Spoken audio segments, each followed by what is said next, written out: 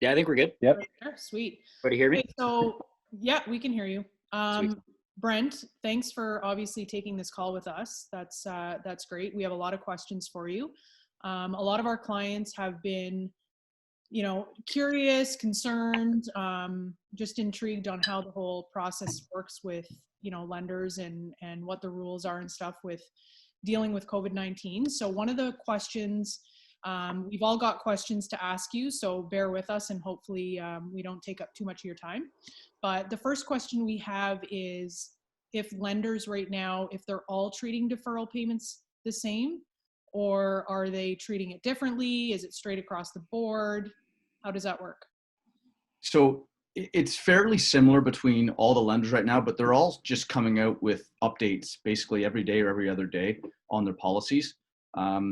Most are saying the maximum amount you can defer payments is 6 months, but others will not commit to the 6 month and say it's on a month-by-month basis and will analyze each situation. So it is similar. All the lenders right now are doing the deferred payments. It's just, specifically how that looks for each lender can be a little bit different. So I've been told, like, I've had actually some clients that have called in to try and defer their payments, but I understand is there some type of process that they have to go through? Like, I know certain people aren't qualifying for them. How is that working? Yeah, so the wording is a bit vague. It says if you qualify. So it's not saying that everyone's guaranteed to have that, and they're not stating how you qualify. So they really are doing it on a one-off basis. But I do know, like Scotia, for example, said that you need a 5-day business turnaround. So if you need to defer a payment, you need to call 5 days before that payment's due. Okay. But they also said that there's a 4 to 5 day turnaround in them responding. Right. So that's sounding more like 10 days. Interesting. Yeah, because I know a lot of clients, they're in a position right now where, like, I don't know, I guess salaries and stuff would probably play a big part in that as well, right? If you're making over a certain amount or you've got a certain amount of money in the bank, like the banks aren't just saying, yeah, absolutely, we'll defer your payment, no problem. Right. Everyone's coming out saying that, yes, they're here for clients and they can help, but they're not saying exactly what that looks like, which is not, not as helpful as we'd like, but. Yeah, for sure. Is it true that interest will occur on unpaid mortgage payments? Yes. So what they're going to do is they're going to take the missed payments, if it's 1, 3, or 5 months, and they're going to add that to the mortgage when it matures. Okay. So, if it was a $2,000 a month payment, they're just going to add that to the principal. So that when it matures, instead of your mortgage maturing at $300,000, it'll mature at $306,000. And you will pay interest on that full amount for the term. Right. Okay. So, I find that they're not very expressive with that online, and like a lot of the posts that you read, they talk a lot about deferring payments, but they don't talk a lot about the accrued interest that you're going to have, down the road if you do that, right? So that's right. Good. Yeah, no, and I've been saying to people, it's a last resort. Don't reach out to defer payment because you think you might need it. If you absolutely need it and you can't make the payment, of course, but it's not as attractive as people think. It's meant to be an emergency measure. Yeah, exactly. Contingency plan. Yeah, exactly. Gotcha. So then in that case, by missing a few mortgage payments or deferring them, does that affect your credit in this situation? Great question. We don't think so. Okay. But as I've been reading a lot about it, and people are saying it really depends on the lenders, because the lenders report to the bureau.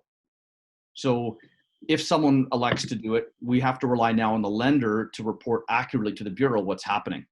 Right. So it's really in their hands. But I've heard mixed comments on that they don't think it's going to affect your credit, but it's not 100%. We haven't seen something like this where we've had this amount of people needing to defer. So we're in uncharted waters.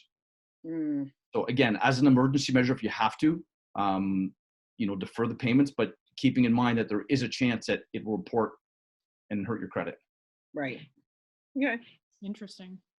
So I guess a question I have for you is, where do you see mortgage rates going in the next 4 weeks? So normally with the Bank of Canada lowering the rates, we would see that correlated to a drop in mortgage rates. However, in the last few weeks, like we had back around March 17th, in that week, interest rates were around 2.5, 2.4. 10 days later, they were up to 2.8, even though the Bank of Canada had cut rates. So it's very unusual for that to happen. And why that's happening is because the banks are concerned with all the COVID stuff. They're worried about their profits. Right. So instead of passing that discount along to borrowers, they're keeping that profit for themselves just because of the uncertain times. So they lowered rates again last week. So we might see a further drop in the fixed rate. Usually it takes a few days to trickle down. But I think we're going to see rates around where they are and moving around sort of daily or every other day, just because of no one really knows what's going on. Right. But regardless, rates are going to be in that 2.5 to 3.1 range, which is still historically a great place to be in. People get caught up worrying too much about whether it's 2.5 or 2.7, but really, if it comes down to $30 a month, it's still a cheap time to really borrow money to buy a house. Right. That makes sense. That's good. So, I mean, another question I have, because I mean, I know I'm not alone on this one. There's a definitely, members on our team that have closings coming up, deals that have already gone firm. So, will home buyers be affected when closing a purchase if a buyer gets laid off or loses their job between now and the time that their deal goes firm? Unfortunately, some people will be affected. Now, it's going to depend on the lender. So I have a bunch of deals that are waiting to close, and I've reached out to lenders asking, and I have to run each deal by them. So depending on what sort of work you have, if you have, let's say you're an electrician with a union and you can get a letter saying that you're laid off now, but when COVID settles, you're going to have a return to work date. That's going to help a lot. So some lenders are saying, can you get a letter for that? If it's uncertain whether you'd be hired back, then it makes it a lot tougher. So, the further along we are in the process of approval, some people who've already had, the lenders have called out to their employers to confirm they have work, and we're in the final stages. They're okay, but it's more some of the new people just need to make sure and get that return to work letter, and then I would send it to the lender to run it by them and make sure they're okay with it. So, also if you have a spouse that's, say a salary like a teacher and that's protected, that obviously helps. But they don't want to commit to anything. They want to run everything on a one-off basis to see the sort of strength of the deal. Okay, perfect. So are they pretty much taking it like, obviously case by case, but when it comes down to the end, how close to the deadline of a closing can they say we're in or we're out? I'm curious. Unfortunately, the lenders can do whatever they want. Wow. But I'm trying to get a handle on them from early, if they have any issues with it, because that's the one thing we need to address is income. So if someone like, a massage therapist, say, who's now not going to be working, but they will be returning to work, what can, will they make an exception? If they won't, we need to find out right away as to, it doesn't go down to the 11th hour when we're, have to cancel a deal because of that. So in that cases, will they potentially not lend the full amount, or could they get a B lender for the full amount or for a certain portion, or like what would be? And they're not saying. It's so early. I haven't had any yet. Issues yet, yeah. Fortunately, haven't had any deals that have gone south because of it. So they're not saying. I know that certainly B deals will come up now because they're able to work with the ratios. So instead of having the 44% TDS, they can go to 60%, which maybe you could use one spouse's income. So we're going to have to be a bit more creative depending on what they'll accept income-wise. Yeah. And may even have to do the odd private deal if they have enough money down just to make the numbers work for now.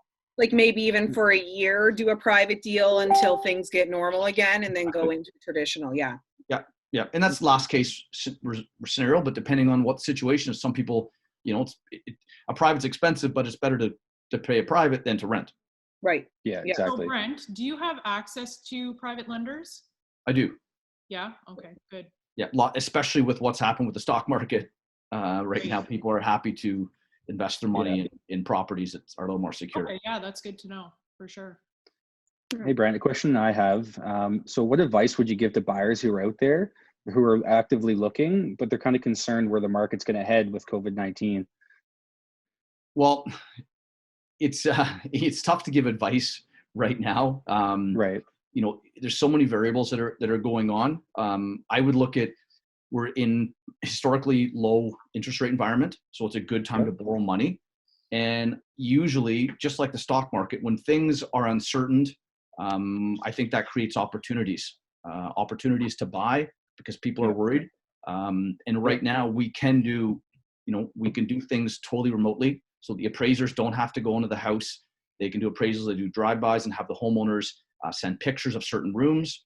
On the mortgage side, I can do everything via e-signature and don't need any face-to-face meetings. So we can protect people as much as possible from the COVID. And I think there might be some opportunities to pick up some decent deals given people are concerned. That's good. That's awesome. Also, so for clients of ours who have investment properties and going on with the issues with tenants, and what do you know if anything's going to come up for relief for investors? So I do know that on investment properties, they are also allowing the deferred payments. Oh, they are? Okay. So yes. So how it would work, obviously, is there's no relief for renters. The only way there'd be a relief for a renter is if the landlord investor deferred the payment and then pushed, let them not have to lease. So that's, now we've got a few more people involved. So basically, investor would have to make sure that they're eligible for it, and then communicate with the renter to make sure that that's what they need and make it work. So it's, do they have any set doable criteria for investors? I know obviously different for buying an individual home, but not that I've seen. All that we've seen is that they're eligible for it, which is good. And if you're in that situation, that you basically have to reach out and find out if that works for you in that particulars. Awesome. Okay, appreciate that. Yeah, that's good. So even with, so say for example, a tenant decides that they can't pay rent, and say it's a substantial amount of rent that they do pay. Do you think that would be a reason for a landlord or the owner of the property to be able to qualify to defer the payment? Sorry, could you repeat that again?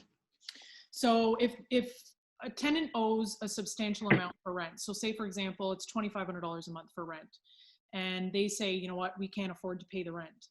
And then the landlord decides, well, if I can't get the rent from the tenant, I can't pay for the mortgage. Is that a reason you think that a lender would potentially allow them to defer the payment? It's a reason, but the lender now would have to be going on the word of the borrower. Right. So it's not, there's nothing to prove that they can't make the payment. I think that the lender would be motivated if the investor is saying they can't make the payment because of the investor or because of the renter.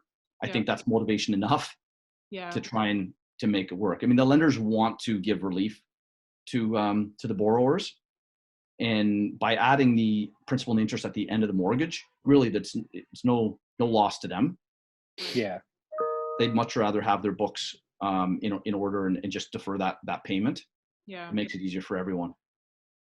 Okay, interesting. So they make money in the interest, so it's they're not losing out. Yeah. So if you had to give anyone advice right now, just based on the way the market's been, what would that advice be? Well, I would continue on business as usual. Most of us have adapted to the COVID, working from home, trying to make things work without actually having to be in person.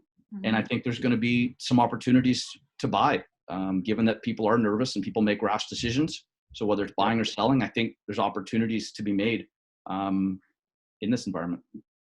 Okay, interesting. Well, thank you. We appreciate you talking to us. That's fantastic. You're welcome. We're all adapting to the new ways of communicating through Zoom, which is awesome. Yes. Well, I had